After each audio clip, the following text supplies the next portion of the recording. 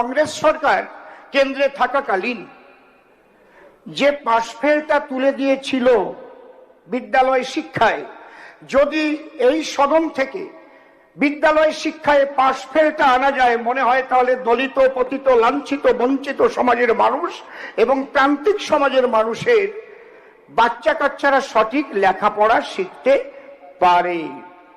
এটা আমার মনে হয়েছে। আপনারা ভাববেন, কারণ যাদের পয়সা আছে তারা ইংলিশ মিডিয়ামে পড়ায়, গরিব মানুষ ইংলিশ মিডিয়ামে পড়াতে পারে না। তারপরে যদি ফেল করবার ভয়ই না থাকে, আর মাস্টারমশাইয়ের হাতে যদি ছড়ি না থাকে,